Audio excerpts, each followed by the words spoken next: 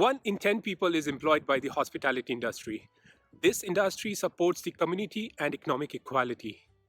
We are going to talk about the financial performance of the hospitality industry in the face of COVID and Brexit, advise on the hedging options available, and government measures to support the hospitality industry with a focus on Europe, Britain, and Ireland. Hospitality industry contributes 5% to the overall GDP of the European economy. This was one of the first industry to feel the brunt of COVID-19. Almost 19 million jobs were recorded to be lost, which accounts for about 51% of the overall jobs in this sector. The financial losses reached a soaring $1,000 billion. Now let's examine the European Hotel, Motel and Cruise Priceline Index. This index includes Melia Hotels, Pandox, Accor, Dalata, Whitbread, Intercontinental, Net Holdings, Scandic Hotels, and Carnival. As we can see, there were many important turns displayed by the returns of these companies. During the time of the Brexit decision, which was mid-2016, there is a valley in the returns, followed by a steep increase at the beginning of 2017. However, there was a steep decline in the beginning of 2020 due to the COVID-19 pandemic, which continued through most of the year. Hospitality sector was devastated by COVID-19.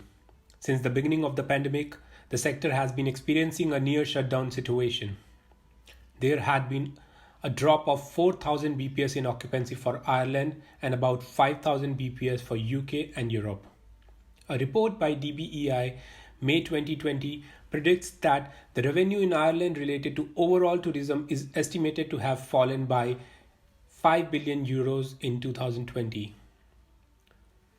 Majority of the staff in the industry have been laid off. The reopening of the hotels will increase the competitiveness for occupancy, which could result in price cuts, leading to lower profitability for the business. Another interesting phenomena concerning the industry is the Brexit. In an article from 2017, the Irish Tourist Industry Confederation called the Brexit greatest challenge to face Irish tourism since the global financial economic recession of 2008. However, after the trade deal, it was clear that there will be no travel restrictions on Britons and Irish after the Brexit was completed in December. Let's now look at the trend of European travels to Ireland. We could see an increase in European tourists and a slight decrease in British tourists since 2016. Nonetheless, both figures were about the same in 2019, therefore be an indicator that Brexit had a slight impact on travels from UK to Ireland. Another important factor for tourism is the foreign exchange rate. After the vote to leave the European Union, the sterling euro rate declined by about 12.5%, which could attract more tourism from the European zone until other factors like visa requirements came into play. Let's now look at the trend of European travel to UK. There has been a gradual increase since 2016. While the tourism from Europe increased over the years even though Brexit was coming up, it would be interesting to see how it will continue after the Brexit. Hotel values have seen a negative growth in London, Manchester, Birmingham and Edinburgh, largely due to increased supply, while Dublin is becoming more important for companies serving the EU currently located in the UK, and this increased demand is likely to continue in the near future. However, given the recent events, supply growth is expected to be lower at a slower pace than anticipated. Will and Igli will now be talking about the hedging strategies available and the government measures. Stay tuned. Thank you, Gaurav. What can companies in the hospitality sector do to minimize the risk of such devastating and unforeseeable events like Brexit or COVID-19? All companies would be well advised to pursue multi-sourcing strategies. The alternative supplier, which are contracted in addition to the main supplier, should be able to take up the main supplier's proportions if there are disruptions due to major changes in the business environment. Industry specialists advise also on the marketing tactics to attract more customers coming from other countries to visit Ireland or Great Britain. While Great Britain could try to focus to attract more tourists coming from the Commonwealth, Ireland could focus more on tourists coming from the European Union. Industry organizations in Ireland worked very hard to convince politicians to look out for the one island approach. Egli will talk more about that later. All the bigger groups we looked at focused mainly on their cash flow. To overcome difficulties with short-term liquidity, the Hyatt Group issued short-term corporate bonds and planned to sell real estate assets. Marriott, on the other hand, laid its focus on the collection of receivables to keep the cash coming. Another possibility is to minimize risk through hedging with financial products. As Gaurav explained before, the difficulty with the Brexit was a drop in the UK sterling euro exchange rate around the time of the Brexit vote. Companies in the UK's hospitality sector sourcing in the Eurozone faced problems depending on the currency and the contract they were buying the products with. Those companies will need to adapt prices in long-lasting contracts that might not be changed easily. To minimize the currency risk, companies could use what is called swaps. These are basically the same as forward agreements, but transactions take place more than once at defined periods in the future. A British company could use such a swap to lock in the exchange rate before the Brexit to have enough time to renegotiate the contracts with suppliers during the transition period after the vote. Of course, such agreements will not be without cost. One of the downsides of futures and swaps is that they are not easily contracted and dissolved. Therefore, our paper put more emphasis on futures and options. To provide insurance against the downturn in an industry, I want to talk about a European option on the underlying FTSE 100 index. Traded on the London Stock Exchange, lasting 4 forward months, denominated in UK pound, it can be used to hedge against all economic risk factors. 100 listed companies of all industries are included in the underlying index.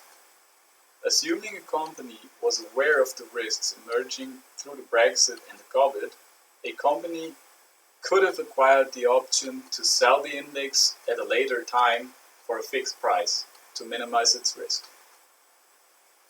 We consider this a good product to hedge because it is more liquid and frequently traded than the other two products we have shown in our report. The hospitality sector is in general considered dependent on the performance of the overall economy. If the economy does badly, the hospitality sector will most likely be affected as well. To get a better insight in what the hospitality industry really did, we conducted an interview with Mr. Bala, who serves as the Director of Sales and Marketing for the Hyatt Palace in London. He told us they were more flexibly managing losses. In the crisis, they rented out hotel space as working space for corporations. They also focused more on leisure guests and on the domestic market rather than international business travel. Further, Egli will continue with the government support and the conclusion. Thank you.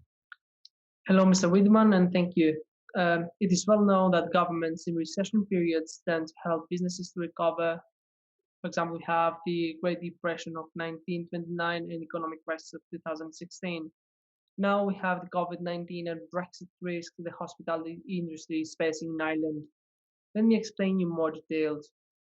Regarding the COVID-19, government took measures to reduce the spread of the virus, which had an impact in hospitality industry since no tourists were allowed to come to Ireland, or just a few of them were allowed depending on the epidemiological situation of the country they are coming from. Despite of that, the Irish government tried to support businesses by adjusting the employee wage support scheme, by which actually the government pays the wages of the employees so to minimize the risk of a default from a business.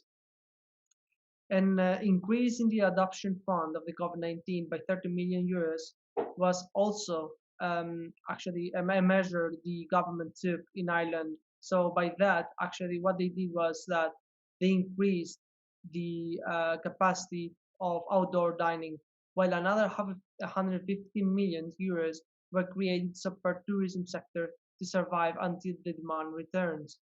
Finally, they created a platform for digital learning so that people who work in the hospitality industry could be skilled during the crisis of COVID-19. Now, we have also the Brexit risk. Regarding the Brexit, we must mention that tourists from UK are crucial for the Irish hospitality industry, since a huge percentage of the total tourists in Ireland come from UK. The governments of UK and Ireland both agreed and cooperated and introduced the common travel area where actually citizens from these two countries can travel freely without the need of a visa. A reduce also in the VAT value after tax at 9% will make Ireland more competitive across Europe in the tourism sector. Additionally, the government introduced a budget of €5 million for Brexit support to target overseas buyers. Some marketing strategies were also proposed to promote different areas of Ireland in the rest of Europe, which will help the tourism sector to increase profits since more tourists will come from Europe. As a conclusion now, I would like to add that there are some signs of recovery in demand in the last quarter of 2020. It'll be interesting to witness if this resilient industry will bounce back as soon as infection rates drop or customers will take time to return to their old habits.